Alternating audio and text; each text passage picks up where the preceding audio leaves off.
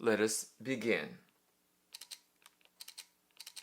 Hello everyone and welcome to BHD Studios. Today we'll be looking at two brand new lenses from Sigma for the Fujifilm X Mount. And the first one is the 23mm f1.4 DC-DN. DC meaning digital compact, so it is for APS-C, and DN is digital neo, so it is optimized for mirrorless lenses. And this is part of the contemporary series Prime, so they did have the three lenses, the 16, 30, and the 56. And there was one more lens between 16 and 30 that would have really rounded out the lenses, so 23mm f1.4 is perfect. This is not a brand new lens. This is also available for Leica L mount as well as for Sony E mount APS-C. And for those mounts, this was a significant high performance lens. Sigma did say this is actually a APS-C version of the 35mm 1.4, their art series lens. So this is a high quality lens. But for Fujifilm, we already have the 2314 Viltrox. We already have Fujifilm's own 2314, the previous version and the new version as well. We have a 23f2, a Fujicron, and so this is going to be competition to Fujifilm as well as towards the Viltrox lenses. And here we go, we have this other lens. This is the 100 to 400 f5 to 6.3 DG. I think it means digital grade. So of course Sigma made lenses for film cameras, film lenses, and so this is the digital grade lens. And as well as DN is for digital neo, again for mirrorless, and then OS is for optical image stabilization, OIS. So it's in the lens itself. But if you notice, there is no DC, meaning digital compact. So this actually is a full frame lens. Again, this is not a new lens from Sigma. It was available, it still is available for Leica L mount as well as for Sony E mount for full frame. So this is the full frame lens, but it has been converted to Fujifilm X mount. And with the XF data and the contacts, there is other information that's being traded. And so we'll talk about that soon. But these are the two lenses. Thank you so much Sigma Japan and Sigma USA for sending me these two lenses to talk about. And so here is the big boy right here, 100 to 400 f5 to 6.3, and as well as the right here, this is the 2314. Maybe what I'll do is here. Maybe what I want to do here is I'll just take that off here so you can see the size of this lens here. And let's go over both these lenses. I did shoot another video. You ready? Maybe get is it rolling? Maybe get closer here. And then I will do my click. It keeps on picking your eye. All right, where did the cameraman go? Oh, there he is. All right, let's stop it.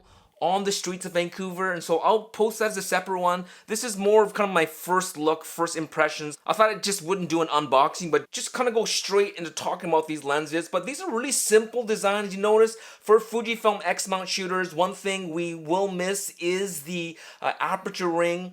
Now, as mentioned, these lenses were kind of groundbreaking when it was meant for Sony E mount as well as for Leica L mount for APS-C, because in E mount and L mount, APS-C lenses aren't that abundant, and so for having a 23mm f1.4 for APS-C was kind of a big deal for those mounts. But for Fujifilm, we've been used to a 2314 for a long time, so having competition to Fujifilm's own is great. But the first thing that we would notice, of course, is that there is no aperture ring. So on here I do have the 18 to 50, and I love this lens. This has become my main studio lens. I'm using the 16 to 80 f4 right now, and that was my main studio lens for the longest time. But like a lot of content creators, a lot of YouTubers, we've switched to this because we love the compact size, we love the weight, we love the price of this lens. And so this has become a main primary zoom lens for talking head video, for overhead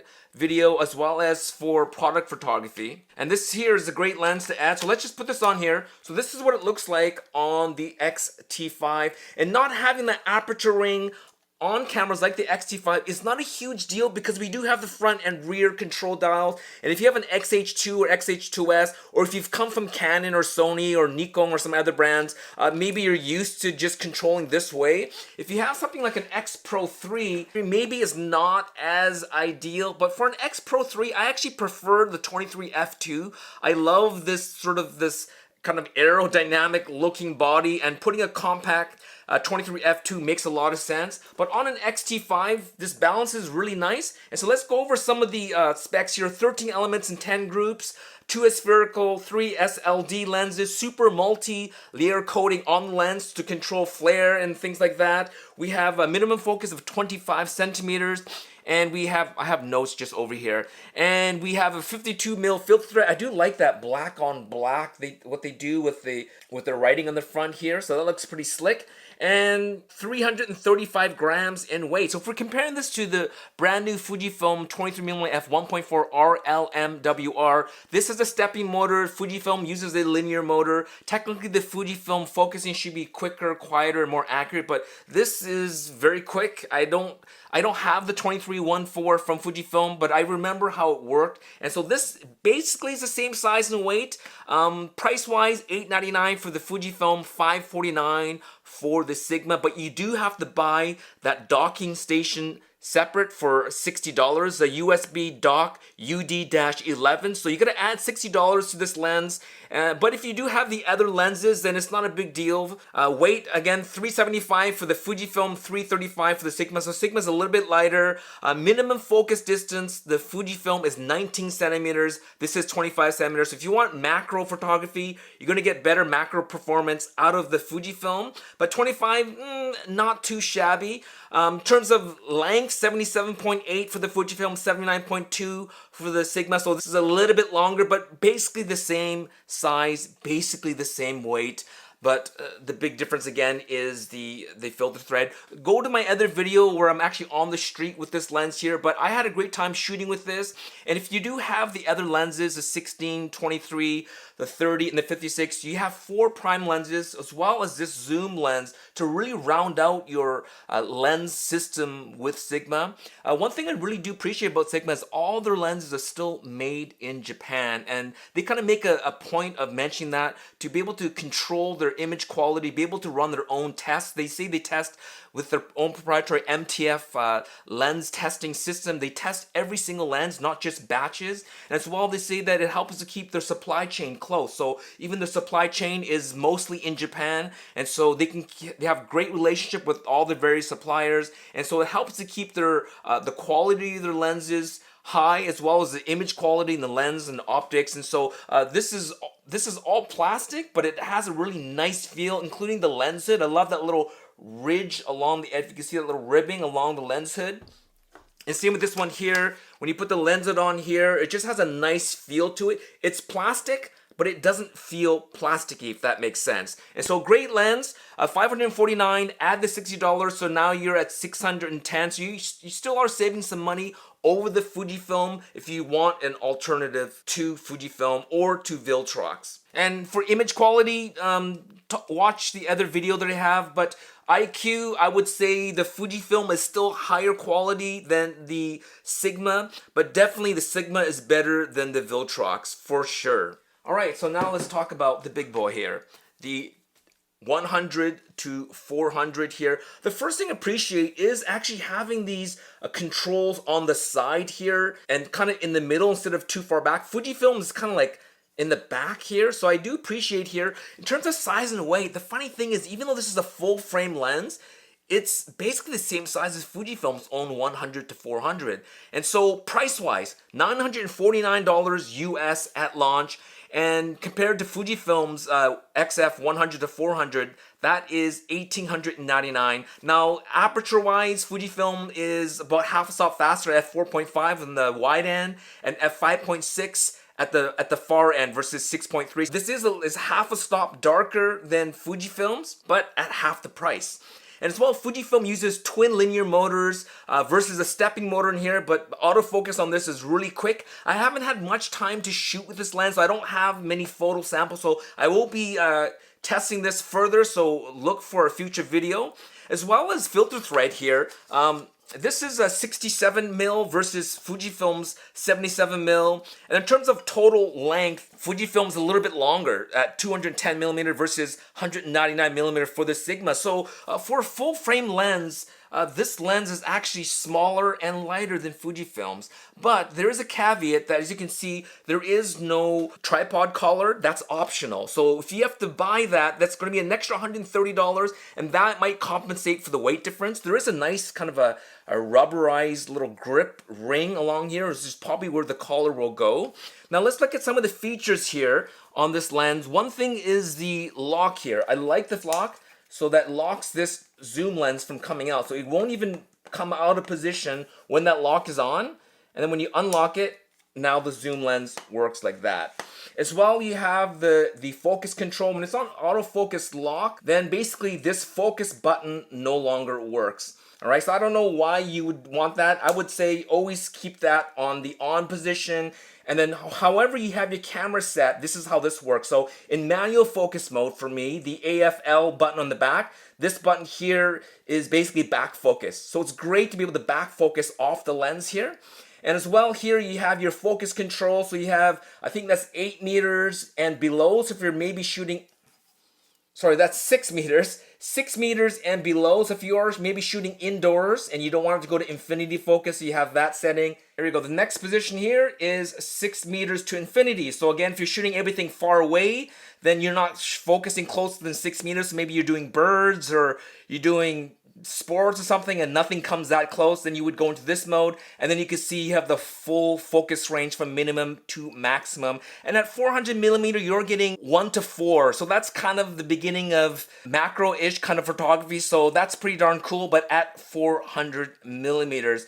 And then finally here you have your optical image stabilization. It's 5 stops on this. So funny, on the Sony and on the L mount version, it is 4 stops. But when it goes to APS-C, it actually goes to 5 stops. So that equals Fujifilm's 5 stops. So if you have a body doesn't have IBIS, then this lens here will stabilize for you. So that's fantastic. And then you have the 2 positions. Either you turn it off, so if you're on a tripod, you don't want it on. And then you have always on. And then I think it's basically when you are shooting, it turns on. And so there's all your control features. It feels really nice in the hand, reasonably lightweight, as I mentioned. It is 1,135 grams or 40 ounces, and so I would still recommend, especially if you have a prosumer body, I would recommend getting the tripod collar if you're always going to be mounting this onto a tripod, but you can easily hand hold this lens here.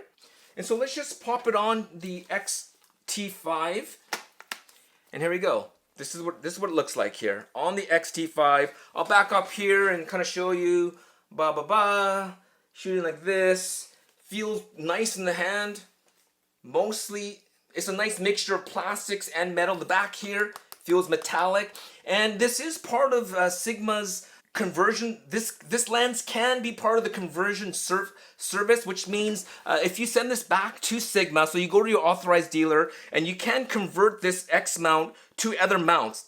And they've been offering this service for years, so which makes sense. So right now this is an X mount, but let's just say you decide to go to L mount or E mount. You can send this in, and Sigma can change that mount for you. And because this is a full frame lens, that's the interesting part. This will still work on full frame camera. So I was actually thinking, if you have a camera, if you do have an adapter, there must be a way of adapting this lens to a GFX. Imagine you have a lens mount that goes from X series to Canon X series to E mount, right? And then from E mount over to GFX. I would be interested to see if someone can do that without having to send this back to Sigma. I think I do have a Sony E mount to GFX mount adapter. So if I can just adapt X mount to E mount and then E mount to GFX, it'd be interesting to see use this lens both on the X series as well as a GFX series. Isn't that cool? And so that's one cool thing about this lens here. And again, if you want to update the lens, you do need to buy that USB dock UD-11, which is going to be $59 US, so that you can update the firmware. That's the only other thing too. You have to buy the tripod collar separate for $130, another $60 for the USB dock, so it's $190, so almost $200 on top of the $949 price tag on this. But compared to $1899 for the Fujifilm's 100 to 400, this is still quite a bit of a deal. So of these two lenses, I think the big deal will be this lens here, and a lot of Fujifilm photographers that perhaps maybe could only afford the 75 to 300 will now consider buying this lens here. Another thing that is mentioned is Sigma's teleconverters are not compatible with this lens. So they do have teleconverters for the E mount as well as the L mount that will extend the focal length of this zoom lens here. They won't work here for now. So I'm assuming that Sigma might update those teleconverters for it that it will work, but at this time it doesn't. And I don't think Fujifilm's own adapters will work. I mean, it's deep enough right here that the adapters would fit, but I don't know if it'll work. Someone will have to, whoever has those mounts, it will be a good test to see if it'll work on this, but from Sigma, their adapters will not work on this lens as of now.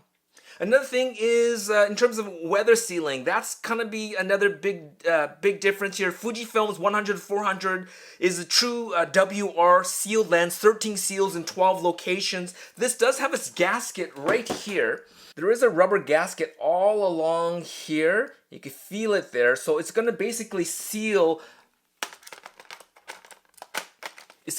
It's gonna seal the compartment here, and this is kind of where you don't want any water to go in, but there's no mention of seals anywhere else, and so I wouldn't take this lens out in a downpour. But the Fujifilm 100-400 is a true WR lens. This is just sealed mostly at the mount here. I wouldn't hesitate if it was sprinkling just a little bit, but maybe don't zoom in and out too much like this with this lens going outdoor. But you know, at $949 versus $1,899, that's kind of a huge price difference. So even for someone like me, I don't use super telephotos very often, but at $949, I think that's something that even myself, I would consider for a lens that I might not use that often. So those are the two new lenses here, the 23-1.4 and the 100-400. Both these are part of the Contemporary series, as I mentioned. This is the 18-50 2.8, which is just an awesome lens. If you're gonna buy any lens from the Sigma's Contemporary series of Fujifilm X Mount, I highly recommend the 18-50. And then they do have those other prime lenses. I shot the video, but I haven't posted yet. The 16, the 30, and the 56. Of those three lenses, I thought I would like the 30mm 1.4 the best. Optically, I would say that was probably the weakest of the three lenses. But I actually was surprised at the 56-1, I think it's 56-1.8. I don't even think it's a 1.4. Hello everyone, and welcome to BHD Studios. Today we'll be looking at these three Sigma lenses, the 16mm, where are we going here? Here we go. 56mm f1.4, the 16mm f1.4, and the 30mm 1.4, the trio prime lenses for the Fujifilm X Mount. But I was surprised at how compact that lens is, as well as the image quality. I was quite surprised. And then finally, this, like I said, this one here is the one I actually was really surprised. Didn't think I'd enjoy it this much. Of these three, I would consider buying this over the other two. And the 16-1.4 is a great lens as well, but it's about the same size, but lighter than Fujifilm's own 16-1.4. So in terms of an advantage, other than a price advantage, of those three prime lenses, I would actually pick the 56. But if you include another lens here, I would also include the 23-1.4 as an option to Fujifilm's own 23-1.4. Again, you're saving quite a bit of money. Minus is that there is no aperture ring. It does have a rubber gasket here, but again, it won't be as well weather sealed as Fujifilm's. But again, there is not much moving parts of this. So if you have something like an X-T5 or an XH2, this would be a pretty decent option. There is quite a bit of focus breathing in this lens here though. I wouldn't use this as a video lens unless it's talking head and you're not doing a lot of focusing close and then focusing far. So not a great video lens, but for stills, a good option right here. Save you a bit of money. And then we have this monster lens right here. And so thank you so much, Sigma, again, for sending these two lenses out to me. More testing. This is just my first look, first impressions. And I'll be writing an article for Fuji Love as well. So thanks so much for watching. We'll talk to you soon. And happy. I don't even think it'll focus this close. I better change lenses here. Just give me a second. All right, here we go. Thanks for watching. And happy shooting. Peace.